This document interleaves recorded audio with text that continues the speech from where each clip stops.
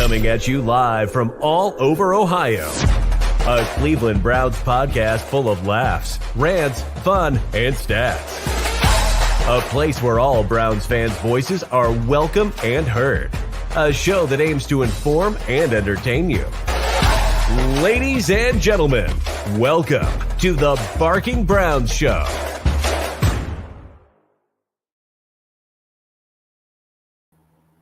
Good Tuesday evening to all of you that are watching live. Welcome into episode 108 of the Barking Brown Show. I'm Jacob. That's Nick.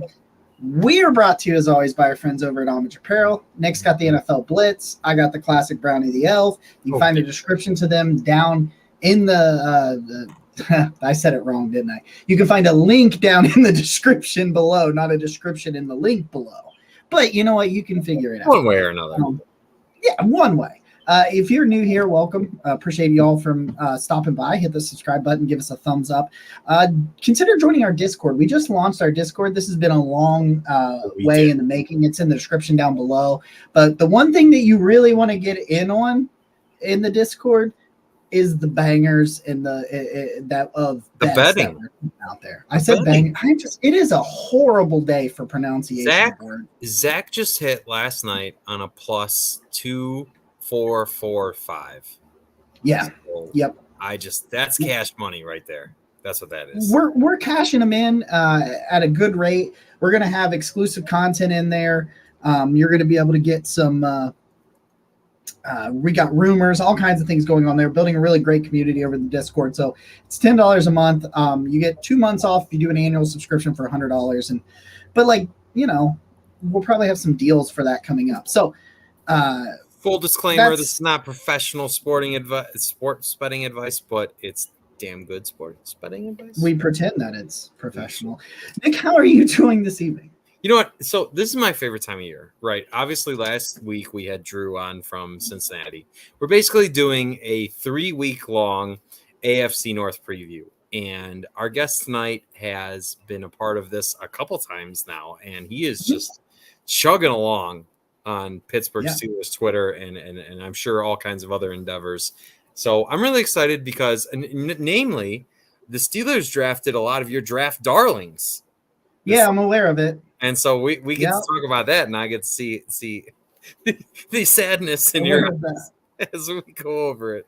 Aware of that in the conversation we're about to have. Yeah, there's a long-standing thing that if I love a defensive tackle, he goes to Pittsburgh. And Keanu Benton made his way right down there. So, guys, real quick, I want to answer just a couple little quick questions we got over in the side. Josh asks, is the Discord an additional 10 if you're already joined the YouTube? You know what? We may be able to cut you a deal for that. If you're a YouTube member, we will talk about that. Josh, hit me up on Twitter. We'll figure something out. If you want to be a part of that as well, we'll figure that out for you. And so anyway, does great work over at Steelers Depot. I follow him all year long. I've had some great conversations with him on the show and on Twitter, and I don't think there's anybody better in the business over there on that side. So we're going to bring on Alex Kozora. What's going on, man? Hey, guys. Doing well. It's a tough time right now just for and you guys probably feel it too because it's the dead of the offseason. You're in that last month, and so I'm writing articles that are like, the top 10 Steelers with a last name Oslisberger. Like, we are just out of ideas right now, but we're chugging along right there with you guys. Dude, I hear it. I stumbled upon a gold mine the other day. I totally stole this idea from another website, but they were doing like a countdown, and then they were like players that have worn the number 75. And I'm like, there's one article a day for the rest of the offseason for me. Let's do that. Let's go. Sure. So I totally understand, man. Let's dive right on into it. I'll tee up the same question to you that I did for Drew last week on the Bengals. Just overall, after the offseason as a whole, we'll dive into it. But is it a better roster? Is it about the same? Is it worse? Where are you at overall? Just kind of the overview of the offseason for the Steelers. Sure.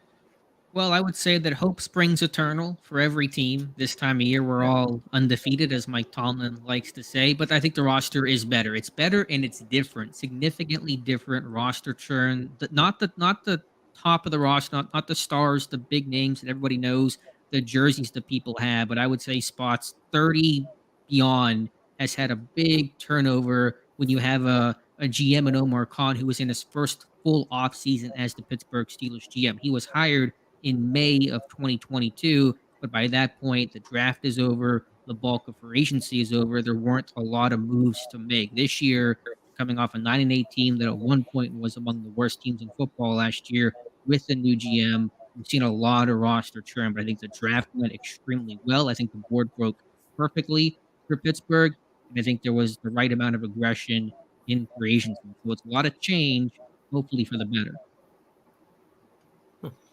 That's,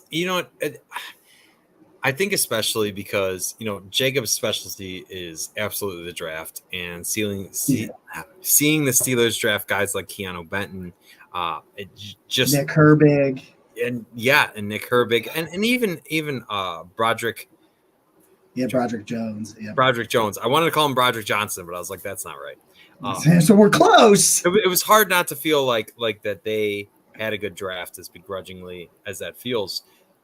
And so I think, it's an interesting place for the Steelers, right? Because if you look at the odds right now to win the division, to make the playoffs, I think in general, it seems like the Steelers are lower than most of the teams in the AFC North, but we've seen them consistently just winning record. Like that's Mike Tomlin's hallmark.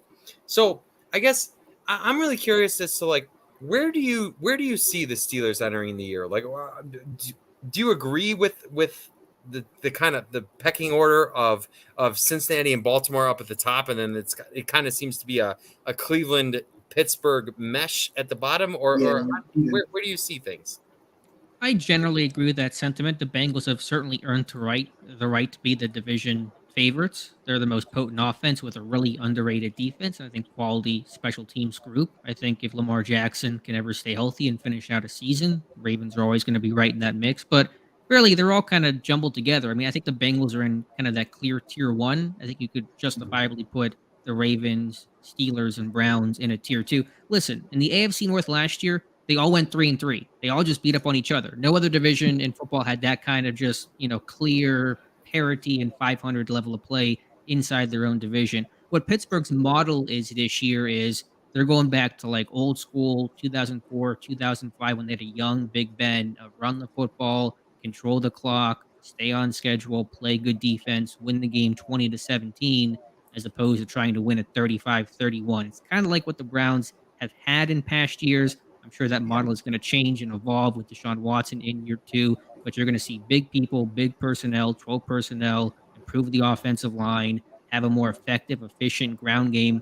What the Steelers want to be is their week one opponent. They want to be the San Francisco 49ers of the AFC, where it's run the ball, play action, good scheme, great defense, good pass rush, playmaking in the secondary. I believe that Pittsburgh and San Francisco tied for the NFL lead with 20 interceptions last year. So that's the hope. That's the goal. That's going to make them a competitive team that's going to be in the mix. It's going to raise their floor. The question is, what is this team's ceiling? My concern is they want to be the 49ers. They're going to end up as the Titans, a good team with a good head coach, and they're going to play hard and be in the mix, but they're going to be always the bridesmaid, never the bride, where you're going to get in the wild card mix, and then you're going to get just punched in the mouth by Mahomes or Josh Allen or Burrow, or now you add Aaron Rodgers in the mix. And so can you win that shootout, that higher scoring game? Can your offense put up big points? That's going to be the question there. But Pittsburgh's model is to get into the dance, buy that lottery ticket, get back to the playoffs, and then hopefully win a game.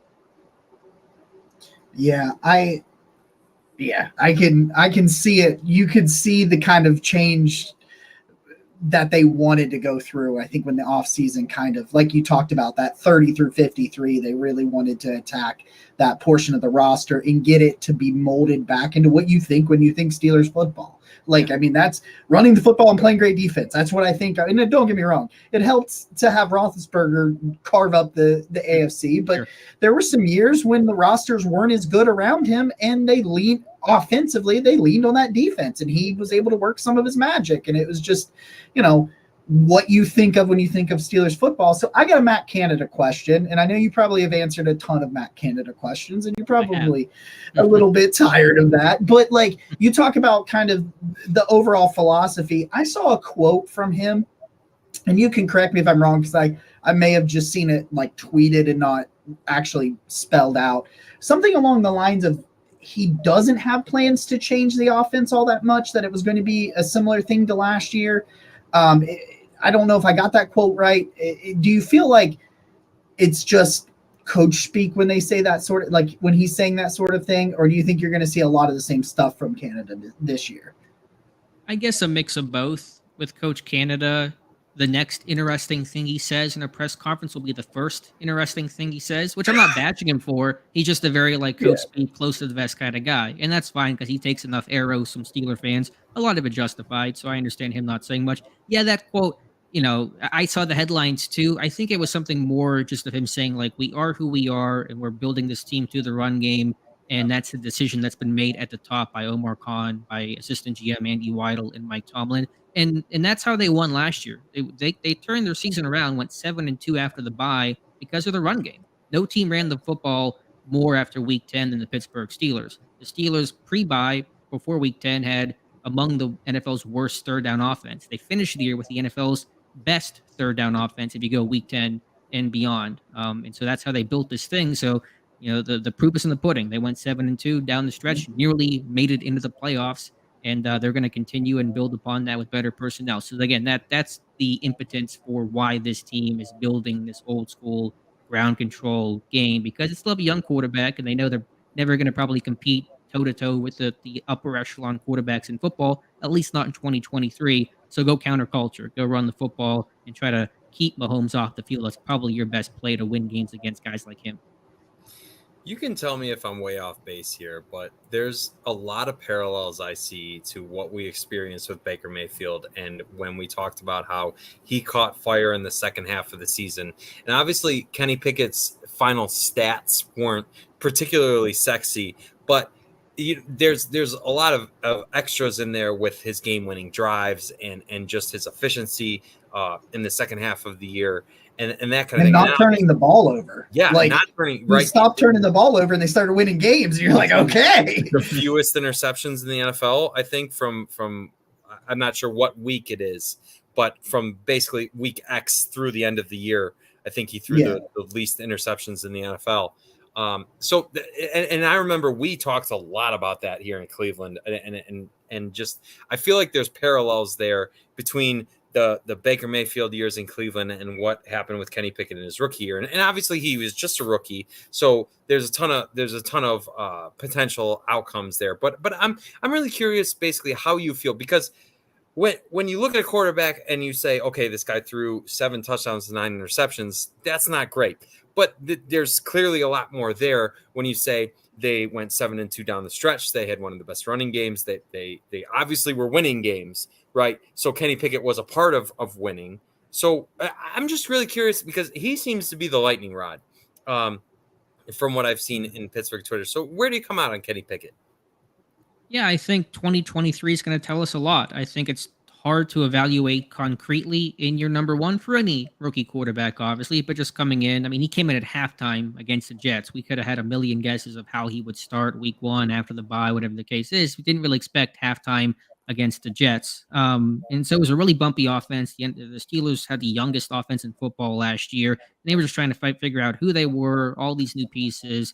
It was a difficult situation, but they grew up and they got better. And so you're encouraged by that play overall. Now, I did on my YouTube channel and for Steelers Depot a 71-minute breakdown of Kenny Pickett, complete thoroughness of his game, the good, the bad, the ugly, how he improved. And so there's certainly things to work on: pocket presence, anticipation, leading receivers on out routes. I think his accuracy was kind of poor.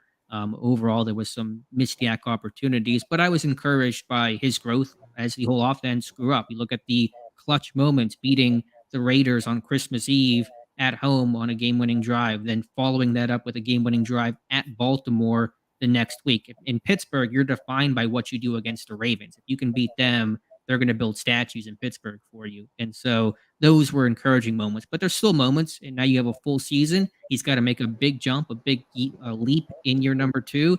and to really get a feel for what this guy's ceiling could be. Because that was the concern with Kenny Pickett, was hard worker, no doubt about that. Smart guy, good leader. What is the ceiling of his game? Hard to tell right now.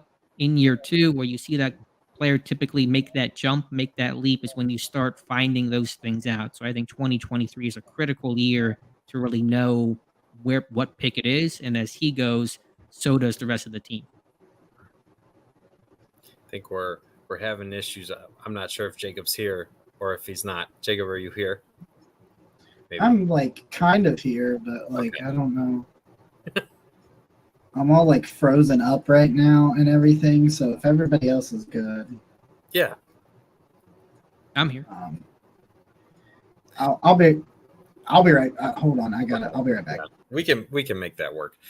You mentioned the game-winning drives, and I think that's probably the most promising thing of all. I mean, it didn't even take Kenny Pickett a game-winning drive against Cleveland in the final week of the year, but we saw him be really good, especially to Freiermuth.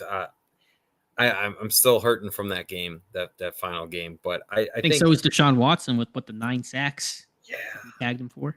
Yeah, that was certainly something. I think if you told me that Pittsburgh won the division, I would believe it. I think any configuration of the AFC North. Yeah, just to bounce off that, what I was going to say was I think that any fan of any AFC North team could conceivably convince themselves that they're going to win the division this year, and they'd be right about that. Bengals fans, again, probably have that right now, but Ravens fans can make that argument. Browns fans can make that argument if Watson takes off in year 2, as he did in his prime in Houston, and Steeler fans could theoretically make that argument as well. I think the talent gap is as narrow in the North as it is in any division in football. So it's cliche to say it's wide open, but I think it really is, where these teams are going to be very close down the stretch. Do you think that this is a funny question? Do you think that the AFC North this year is going to be what they tried to tell us the AFC West was going to be last year before it was not what they told us it was going to be? Yeah, we'll find out. Hopefully there's no Russell Wilson of the North this year, that's for sure. Yeah, I think it'll be close. I mean, you never know. I'm not into the prediction business too much because so much will change, as the AFC West proved last year. But yeah, it's always close. It's always competitive. Steelers, Ravens are always close. These Browns games have been really close, really intense. The Bengals are again one of the top teams in the AFC. And again, I just go back to that stat of every team in the North last year went 3-3 against each other. I mean, you just don't see that kind of stuff anywhere else in the NFL. So that just speaks to how close everyone is. And the Browns should be better with Watson. You guys had a good offseason. I still think the model can win for you guys. The pass rush, the defensive line is better. Interior defensive line is going to be better than where it was a year ago. Run defense will improve. So again, I think everybody got better this offseason. And sometimes it's rare, man. Like, 'cause sometimes you got cap issues, and somebody, to see a division that was pretty, like you said, pretty competitive at 3-3 across the board, and they all get better, and you're like, okay, let's see, like, let's have this bloodfest.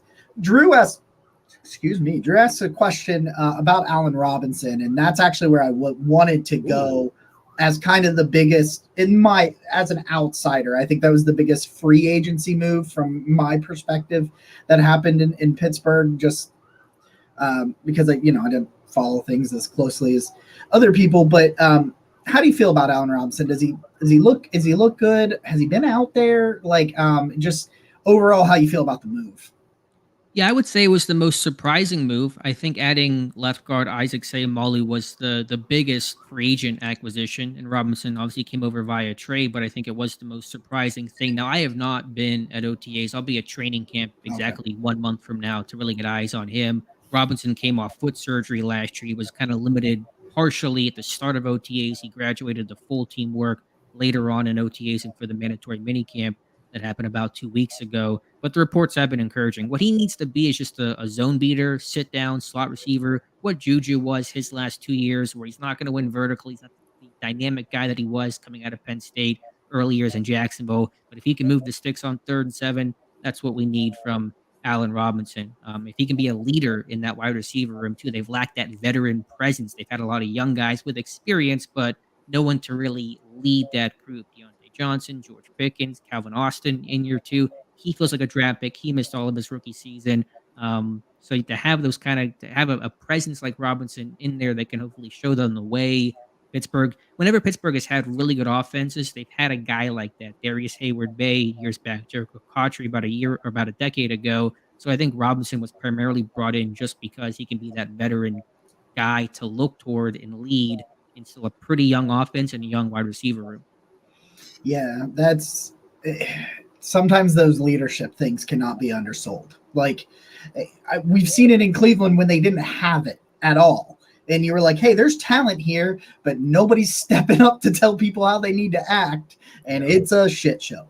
So has Amari Cooper helped in that way? No, that was not his primary purpose, but I'm sure he's probably brought a veteran presence in.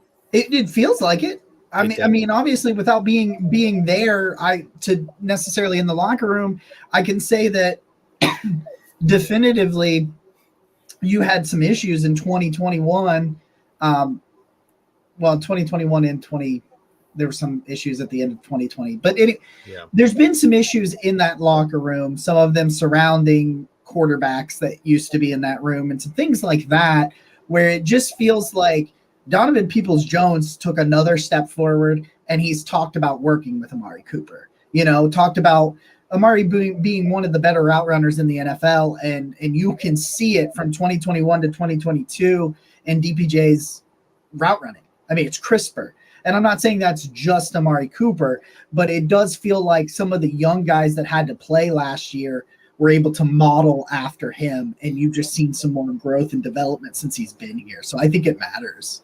I just, you know what, it's weird because I feel like the Browns have the collection of the quietest, talented guys in the NFL. It's like between Chubb and Cooper, and even Myles Garrett, right? Like all three of those guys are not vocal, loud people, and it's like, yeah, they are your most talented players, basically across the board, but none of them are the type of personality that's going to really be the fire, I don't think. And so it's really interesting adding guys like Zadarius Smith and Elijah Moore. And I mean, really a full year of Deshaun Watson, because I don't know that Deshaun is a loud guy either, but he was talked about in terms of his leadership skill. Because Alex, that's really where the Browns have, I think, the biggest question is the leadership, right? Because like even Kevin Stefanski's not a loud guy either.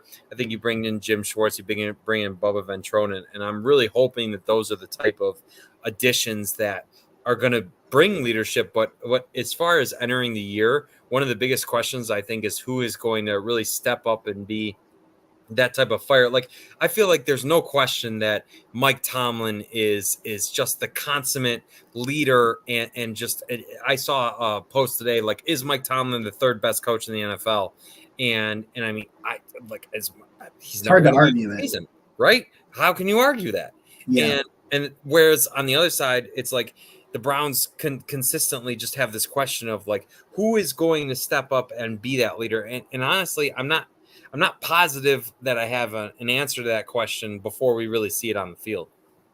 Sure. No, I understand that totally. I mean, obviously, Myles Garrett's a tremendous player. Does not have to be the leader, but people think he should be. And there's been some question marks about that. And I'll let you guys sort all that stuff out. And, is he a leader? Does it matter or not? But in Pittsburgh, their top players are leaders. TJ Watt, Cam Hayward's, been around for a long, long time, and he's really become one of the faces of the franchise. Kenny Pickett's emerged into that leader. And of course, as you said, Mike Tomlin spearheading it all. I mean, I feel like, you could get rid of his entire roster one day before the 49ers game, and the dude would still go 9-8. Like, just bring in a whole new group of people, and they'd still figure it out. But I will say, the stat that gets associated with Tomlin the most is the never had a losing season stat. And I can respect and appreciate that, but it also annoys the heck out of me because that is not the standard in Pittsburgh. There's no banners hung up for going 9-8 or 8-1. They put trophies in trophy cases. And frankly, Pittsburgh has not won a playoff game since 2016. It's one of the longest droughts they've had since Chuck Noll came to Pittsburgh in 1969, and that is not acceptable. So the pressure is really on, not in the sense that Tomlin's going to get fired. Tomlin's going to coach as long as he wants to, just like Bill Cowher, just like Chuck Noll. He'll leave when he wants to on his own accord. He will not get fired.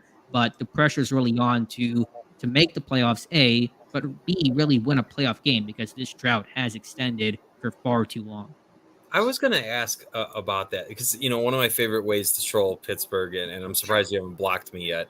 I've thought about it. Yeah, I don't blame on the you. right day here. I can't blame you, but it's been so, like you said, since 2016 that the Steelers have won a playoff game.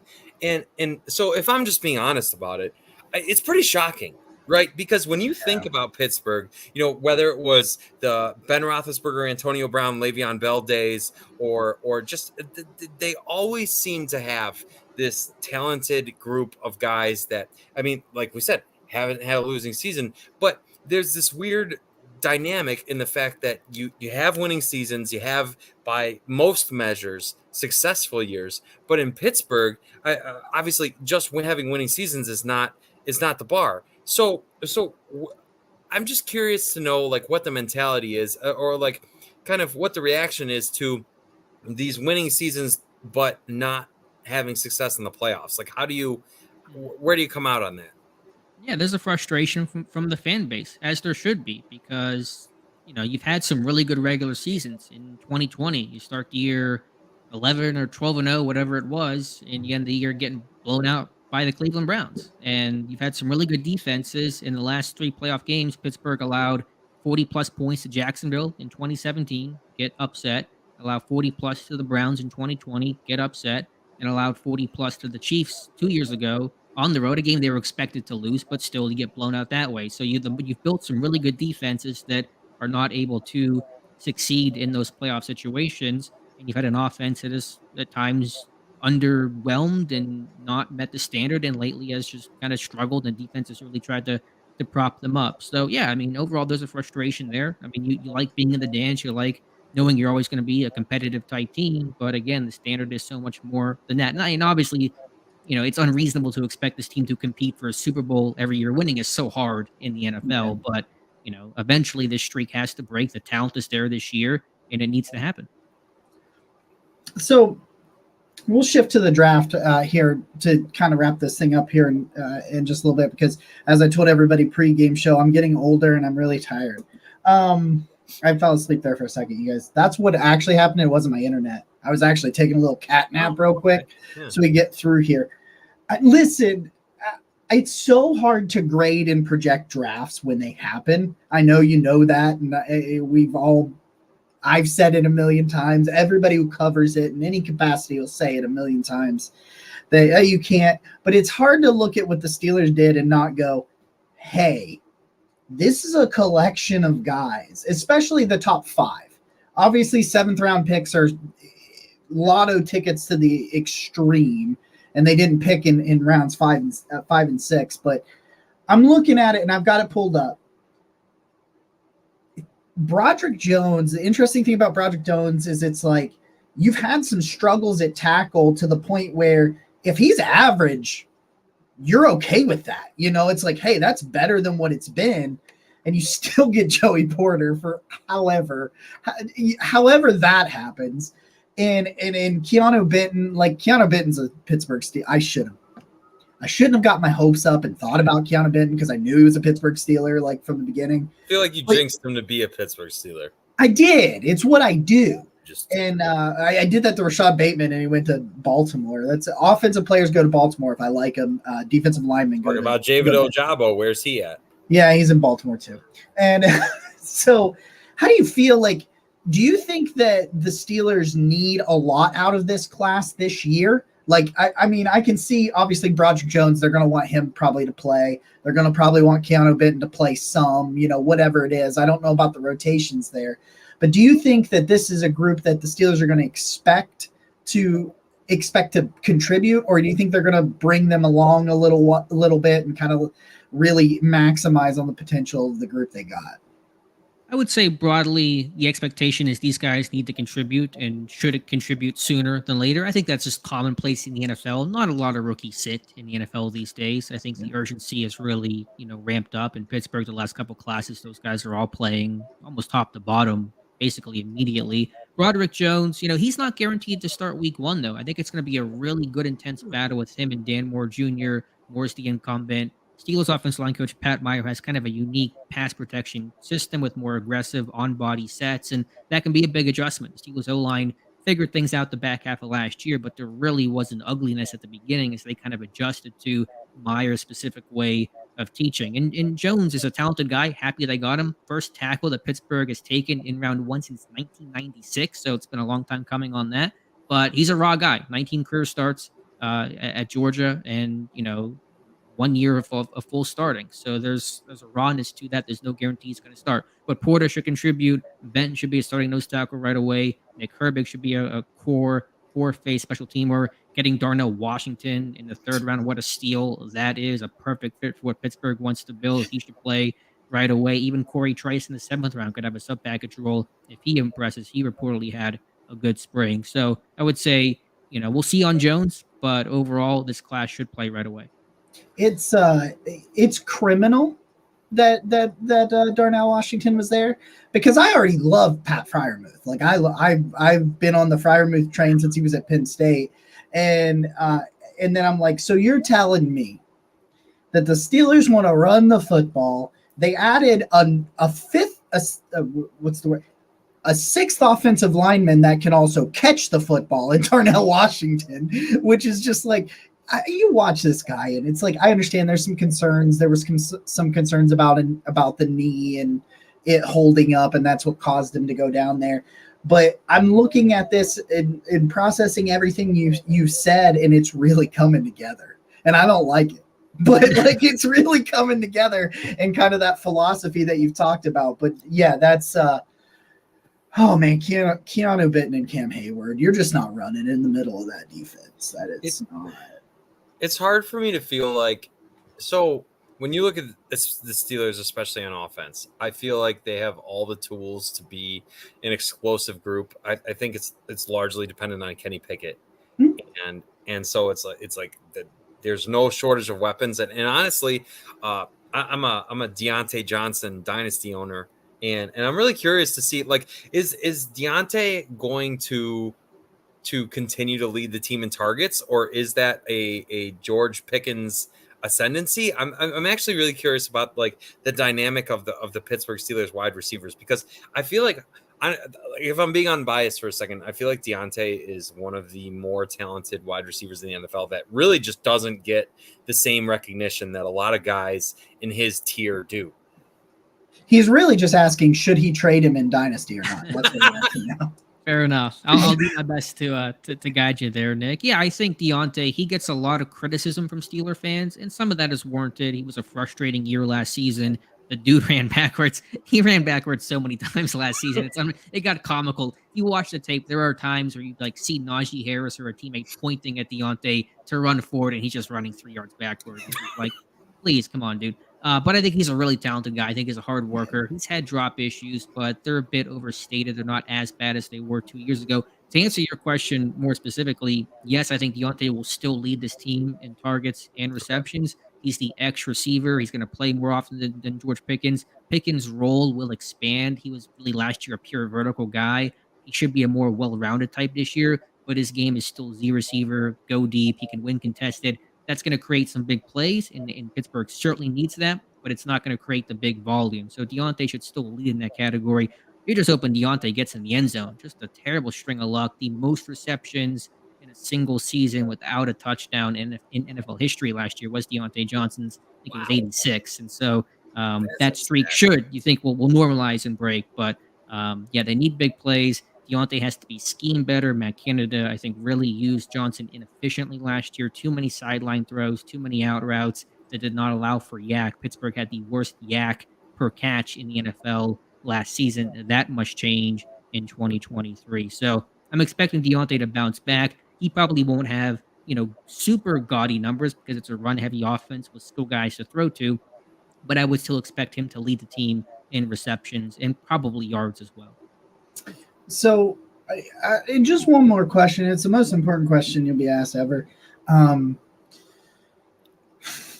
How many chickens do you think it would take to kill an elephant? How are we deploying the chickens, and we're just letting them run into the elephant? That's up to you. That's up to you. The strategy can be part of it. Build your own, Alex. Build your own chicken attack. little concerned about Jacob's fatigue level. He was kind of dozing off for a bit and then comes back with this. I'm not really sure. We might want to do a wellness check on Jacob right there. Yeah, I don't know. That's a great question. I don't know how many chickens it would take. We got told once that it would only take 2, but they had to be really smart. And Nick said last week that are these cockfighting chickens? And I'm like, yes. And then the answer to that is like 11. 11. I just made that up. 300. We got a comment in the comment on YouTube. It says 300 minimum from luxury cardboard. I'm happy that is a very expensive piece of cardboard in their picture. Just for all the nerds out there. For anybody that's listening to the audio. Alex, seriously, I bombarded you with a bad question there at the end, but we really, really appreciate you coming on. We've had you on several times. Very insightful. I feel worse about the Browns division chances, but that's okay. That's okay because you're honest and I think you do really great work. So before we get out of here, man, just tell everybody where they can find all your stuff. Yeah, well, thank you guys so much. Appreciate you having me on. I think the Browns had a good offseason. It's going to be a really competitive, fun year. You can follow me on Twitter at Alex_Kozora. That's Kozora. And check out the site SteelersDepot.com. During Browns Week, whenever the regular season kicks off, we always bring on a Browns beat writer. So we always like to keep track of what's going on over there in Cleveland land. Just from afar, Alex, it looks like you do a lot of good work. I just scrolled through the timeline and I'm like, this article, that article, this other article, like it's your machine. I don't know how you do it. But thank you, man. We really appreciate it. It's, you know what? The AFC North is absolutely the most competitive division in football. All the odds of any sports book, because Ohio joined Pennsylvania now, right? We finally have sports betting, so we can like take a look at that. I think. Right. It's going to be fun. I don't know how the AFC North is going to turn out. Like I said, you could tell me anyway from top to bottom, but I'd believe you too. I'd be like, yeah, that sounds right. so, and that's half the fun. So thank you, Alex. We really appreciate you, friend. Yeah, thank you, guys. Take care. That being said, this has been episode 108 of the Barking Brown Show. I'm Nick. Wow, he's Jacob. That's Alex. Go Browns. Go Browns. I don't have any weird facts to say it off because I'm too.